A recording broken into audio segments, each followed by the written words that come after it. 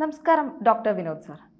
പലസ്തീന്റെ തടവിലായിരുന്ന 10 Indian തൊഴിലാളികളെ Israel രക്ഷപ്പെടുത്തി എന്നുള്ള വാർത്തയാണ് ഇപ്പോൾ പുറത്തു വരുന്നത്. എന്താണ് ഇതുമായി ബന്ധപ്പെട്ട കൂടുതൽ വിവരങ്ങൾ? ഇങ്ങനൊരു വാർത്ത റീസെന്റ് വന്നു എന്നുള്ളത് വളരെ കറക്റ്റാണ്. അതായത് ഇത് ആരും പ്രതീക്ഷിച്ച ഒരു സംഭവമല്ല. അതായത് പാലസ്തീൻകാർ ഇന്ത്യക്കാരെ തടവിലാക്കുമെന്നും അത് ഇസ്രായേൽ കണ്ടുപിടിക്കുമെന്നും അവരെ രക്ഷപ്പെടുത്തി എന്ന് പറയുന്ന ഒരു ഞെട്ടിപ്പിക്കുന്ന വാർത്തയാണ്. എന്താണ് ഇതിന്റെ ഒരു റിലവൻസ്? അതായത് നമ്മുടെ ഇസ്രായേലിന്റെ ഈ പാലസ്തീന്റെ വെസ്റ്റ് ബാങ്ക് എന്ന സ്ഥലത്ത് അൽസായം എന്നൊരു ഗ്രാമമുണ്ട്. അവിടെ ഒരു മാസത്തിലകം ഈ 10 പേര് ഇന്ത്യക്കാർ തടവിലായിരുന്നു എന്നാണ് പറയുന്നത്. ഇത് എങ്ങനെയാണ് കണ്ടുപിടിച്ചത്? ഇവര് കുറെ പേര്, ഒരു 10 പേര് ഇസ്രായേലിലോട്ട് ഇന്ത്യൻ പാസ്പോർട്ടുമായിട്ട് കടക്കാൻ നോക്കിയപ്പോൾ അവർ സംശയം തോന്നി പരിശോധിച്ചപ്പം അത് ഇന്ത്യക്കാരല്ല, അത് പാലസ്തീൻകാരാണ്. അങ്ങനെയാണ് ഇസ്രായേലിന് സംശയം തോന്നുന്നത്. അങ്ങനെ ഇസ്രായേലിന് സംശയം തോന്നി ഇവരെ കൂടുതൽ ചോദ്യം ചെയ്തപ്പോഴാണ് മനസ്സിലായത് ഇത് ഒറിജിനലി 10 ഇന്ത്യക്കാരുടെ പാസ്പോർട്ടാണ്.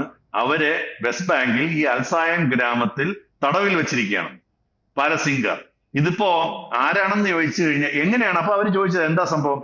അപ്പൊ എന്താണ്, ഈ ഇന്ത്യക്കാരെ വലിയ ഓഫറുകൾ കൊടുത്ത് തൊഴിൽ കൊടുക്കാമെന്ന് പറഞ്ഞ് എങ്ങനെയോ അവർ പാലസ്തീനിൽ കൊണ്ടുവന്നു. ഈ പാലസ്തീനിൽ കൊണ്ടുവന്നതിന് ശേഷം ഇവരുടെ ഇന്ന് പാസ്പോർട്ട് പിടിച്ചു മേടിച്ചു, എന്നിട്ട് അവരെ തടവിലാക്കി. എന്താണ് അവരുടെ ഉദ്ദേശം? ഇത് അവർക്ക് ഇസ്രായേലുകാര് പാലസ്തീൻകാരെ ഇപ്പൊ അങ്ങോട്ട് കയറ്റുന്നില്ല. ഈ പ്രശ്നം തുടങ്ങിയതിന് ശേഷം ഇസ്രായേൽക്കാര് പാലസ്തീൻകാരെ അങ്ങോട്ട് കയറ്റുന്നേ ഇല്ല. അപ്പൊ ഇസ്രായേൽക്കാര് വന്ന് അവരുടെ അവിടെ കയറി പ്രശ്നം ഉണ്ടാക്കാൻ പറ്റൂല. അപ്പൊ അതിനാണ് ഇന്ത്യയുമായിട്ട് അവർക്ക് അറിയാം, ഇസ്രായേലും ഇന്ത്യയുമായിട്ട് നല്ല സൗഹൃദത്തിലാണെന്ന് അറിയാവുന്നത് കൊണ്ട് അവര് ഇന്ത്യക്കാരുടെ നിന്ന് പാസ്പോർട്ട് പിടിച്ചു വാങ്ങി ആ പാസ്പോർട്ടിലാണ് ഇവർ കടക്കാൻ നോക്കിയത്. അതാണ് ഇസ്രായേൽ പിടിച്ചത്. അന്ന് രാത്രി തന്നെ ഇസ്രായേൽ ആക്ട് ചെയ്തെന്നുള്ളതാണ്. അതായത് നമ്മള് ഇങ്ങനെ ഈ അവിടുത്തെ IDF എന്ന് പറഞ്ഞാൽ ഇസ്രായേലി ഡിഫൻസ് ഫോഴ്സ്, പിന്നെ ഇമിഗ്രേഷൻ അതോറിറ്റി, പിന്നെ നീതിന്യായ മന്ത്രാലയം, ഇവരുടെ 3 പേരുടെയും കൂടെ ഒരു ജോയിന്റ് ഓപ്പറേഷൻ നടത്തി വെസ്റ്റ് ബാങ്കിൽ പോയി ഈ 10 ഇന്ത്യക്കാരെ അവർ രക്ഷപ്പെടുത്തി. ഇവരെ രക്ഷപ്പെടുത്തിയില്ലായിരുന്നെങ്കിൽ ഒന്ന് ആലോചിച്ച് നോക്കിയേ. ഇവർ ഒരിക്കൽ ആ പാസ്പോർട്ടും കൊണ്ട് ഇസ്രായേലിൽ കടന്നു കഴിഞ്ഞാൽ പിന്നെ ഇന്ത്യക്കാരെ അവർക്ക് ആവശ്യമില്ല, അവർ തട്ടിക്കളയും. ഇത് പിടിച്ച 10 പേര്, ഇനി പിടിക്കാത്ത എത്ര പേര് അവിടെ അവരുടെ തടവിലുണ്ടെന്ന് എങ്ങനെ അറിയാം? ഇതൊരു വലിയ പ്രസക്തമായ കാര്യമാണ്. എന്താണ് അങ്ങനെ ഇന്ത്യൻ എംബസിയെ അറിയിച്ചപ്പോഴാണ് നമ്മൾ എല്ലാവരും ഈ കാര്യം അറിയുന്നത്. ഇതിനകത്തൊരു പ്രശ്നം എന്ന് പറഞ്ഞാൽ ഇത് ഇപ്പൊ ഒരു ഹമാസ് ആണോ പാലസ്തീനിലെ ഏതെങ്കിലും തീവ്രവാദി ഗ്രൂപ്പാണോ എന്ന് നമുക്ക് അറിഞ്ഞുകൂടാ. അങ്ങനെ ഇതുവരെ വാർത്തകളില്ല. പക്ഷെ പാലസ്തീൻകാരാണെന്ന് കൃത്യമായിട്ട് അറിയാം. എന്താണ് ഇതിന്റെ പ്രാധാന്യം? നമ്മുടെ ആളുകള്, ഇന്ത്യക്കാര് പ്രത്യേകിച്ച് ധാരാളം പേര്, മലയാളികൾ പ്രത്യേകിച്ച് ഗൾഫ് മേഖലയിൽ ജോലി ചെയ്യുന്നുണ്ട്. അപ്പോ അവരെന്താണ്, പലപ്പോഴും അവിടെ ധാരാളം പ്രശ്നങ്ങളുണ്ട്, സുരക്ഷാ അപകടങ്ങളുണ്ട്, പാസ്പോർട്ടിന്റെ ദുരുപയോഗമുണ്ട്, നമ്മുടെ തൊഴിലാളികളുടെ ചൂഷണമുണ്ട്.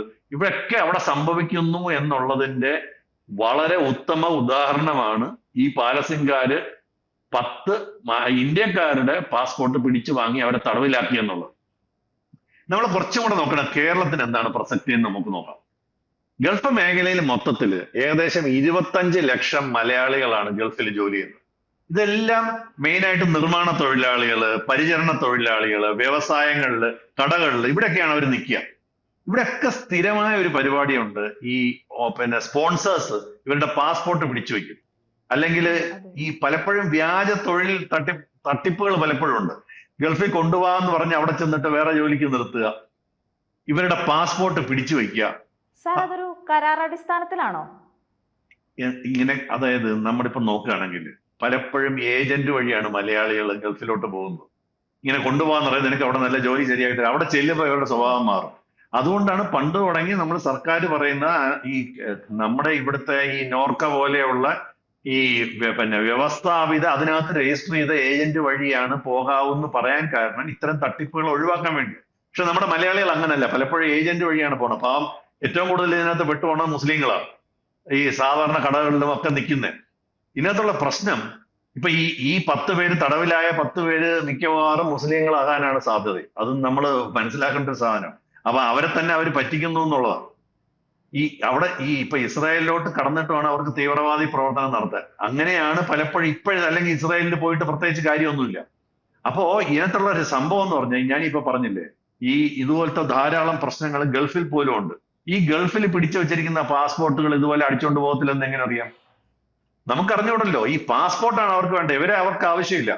ഈ പാസ്പോർട്ട് അവരുടെ കയ്യിലായി കഴിഞ്ഞാലുള്ള ഒരു വലിയ പ്രശ്നം, പിന്നെ നിങ്ങൾ അവിടെ പെട്ടുപോയി. നിങ്ങൾക്ക് അവിടെ നിന്ന് പുറത്തു വരാൻ പറ്റൂല.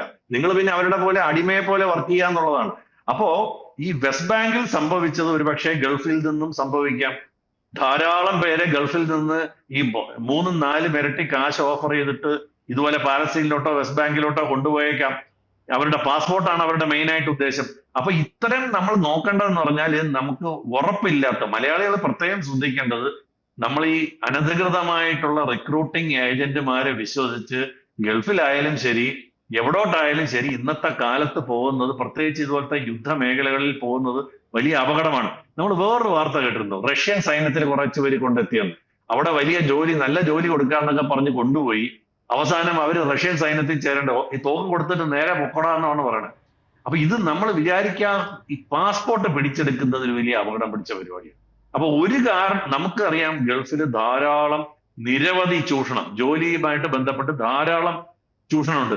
നമ്മുടെ സർക്കാർ പലപ്പോഴും നമ്മുടെ സർക്കാർ ഇപ്പൊ നമ്മുടെ ഇടതുപക്ഷ രണ്ട് കക്ഷികളും, ഇടതുപക്ഷ പാർട്ടികൾ, CPM ആയിക്കോട്ടെ, CPI ആയിക്കോട്ടെ, മുസ്ലിം ലീഗ് ആയിക്കോട്ടെ, മുസ്ലിം സംഘടനകളായിക്കോട്ടെ, അവര് പ്രധാനമായിട്ട് ഇസ്രായേലിനെതിരാണ്.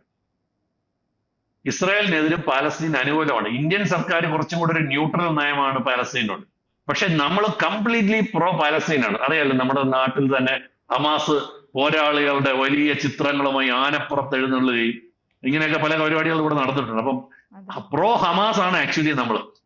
ഇതിനകത്തൊരു പ്രശ്നം മനസ്സിലാക്കേണ്ടത്, നമ്മൾ നമ്മൾ എതിർക്കുന്ന ഇസ്രായേലാണ് ഈ തൊഴിലാളികളെ രക്ഷിച്ചതെന്നുള്ളതാണ്.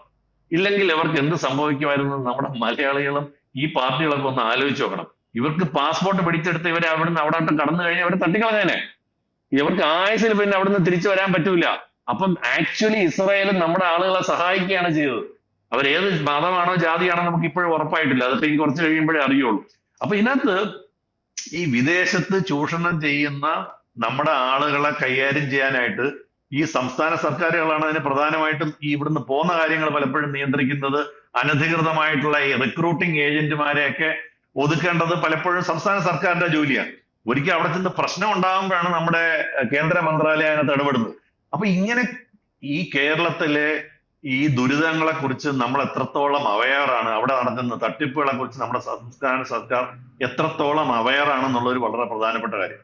2, ഇത്തരം പ്രശ്നങ്ങളെ കുറിച്ച് വിശദമായിട്ട് നമ്മുടെ ഇവിടുത്തെ സാധാരണ ജനങ്ങളെ ബോധവൽക്കരിക്കാനും ഇങ്ങനെ ചെന്ന് ചാടരുതെന്ന് പറയാണ്ട് നമ്മൾ എന്ത് അവയർനെസ് പ്രോഗ്രാമോ അതോ ബോധവൽക്കരണ പരിപാടിയാണ് നമ്മുടെ സംസ്ഥാന സർക്കാർ ചെയ്യേണ്ടത്. അതൊന്നും കേന്ദ്ര സർക്കാർ ചെയ്യേണ്ടതല്ല. അപ്പൊ ഇതൊരു വലിയ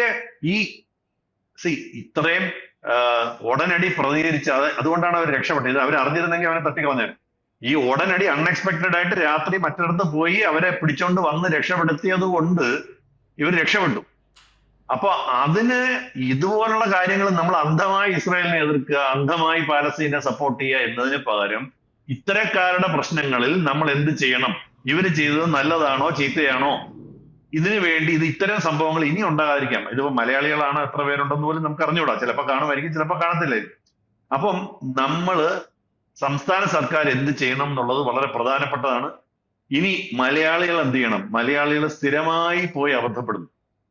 മലയാളികൾ ഒരു സുരക്ഷിതമായിട്ടുള്ള ഗവൺമെന്റ് അപ്രൂവ്ഡ് ആയിട്ടുള്ള, സംസ്ഥാന സർക്കാർ അപ്രൂവ്ഡ് ആയിട്ടുള്ള ഏജന്റുമാർ വഴി മാത്രമേ ഗൾഫിലായാലും ഏതെങ്കിലും ഒരു വിദേശ രാജ്യത്ത് പോകാവൂ.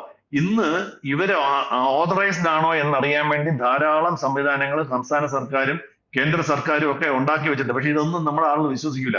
ആരെങ്കിലും അവിടെ ചെല്ലും, ഞാൻ ബാക്കിയെല്ലാം ശരിയാക്കി തരാമെന്ന് പറഞ്ഞാൽ അവർ ഉടനെ പോകും. അങ്ങനെ പോകുന്നവരാണ് പ്രധാനമായിട്ടും ഇതിനകത്ത് പെട്ടത്. 2, ഗൾഫിൽ ശരിയായ രീതിയിൽ ജോലി ചെയ്ത് വരുന്നവർ പോലും ഇരട്ടി ശമ്പളം 3 ഇരട്ടി ശമ്പളം ഓഫർ ചെയ്യുമ്പോൾ ഇതുപോലത്തെ പരിപാടികൾക്ക് പാലസ്തീനിലോട്ട് പോകും. ഈ പോയവർ എവിടുന്നാണ് പോയതെന്ന് നമുക്ക് കറക്റ്റ് അറിഞ്ഞൂടാ. ഇപ്പോഴും അതിന് വെളിവായിട്ടില്ല. ഇവർ ഒരുപക്ഷെ കേരളത്തിൽ നിന്ന് അല്ലെങ്കിൽ ഇന്ത്യയിൽ നിന്ന് പോയതായിരിക്കാം. ഒരുപക്ഷെ ഗൾഫിൽ ഓൾറെഡി ജോലി കിട്ടി ജോലി ചെയ്തുകൊണ്ടിരുന്നവരോ അല്ലെങ്കിൽ അവിടെ ജോലി അന്വേഷിച്ചിരുന്നവരോ ഇതുപോലൊരു വലിയ ഓഫർ വന്നപ്പോഴത്തേക്ക് പാവങ്ങൾ പെട്ടുപോയതായിരിക്കാം. എന്തായാലും അവിടെ ചിലപ്പോൾ അവരെ ചെയ്തത് ഇമ്മീഡിയറ്റ്ലി അവരെ പിടിച്ച് തടവിലാക്കി അവരുടെ പാസ്പോർട്ട് പിടിച്ചെടുത്തു.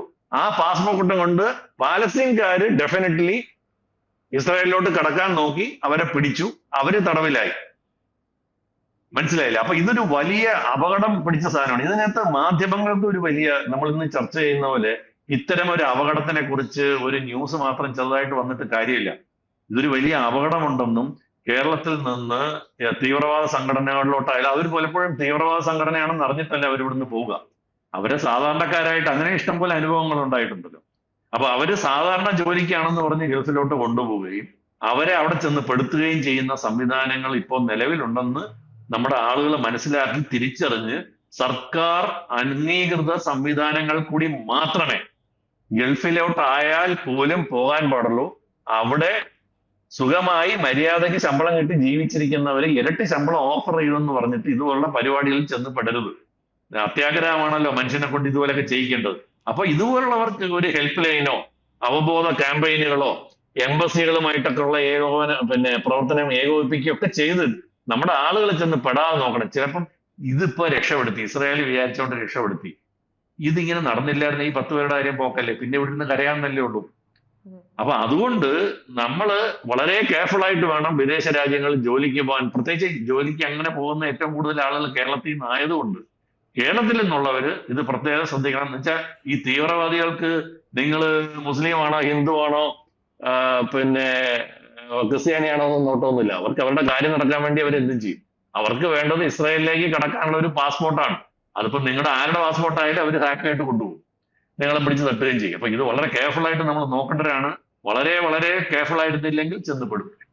അപ്പൊ അതാണ് ഇതിനെ കുറിച്ച് പറയാനുള്ളത്. Thank you sir.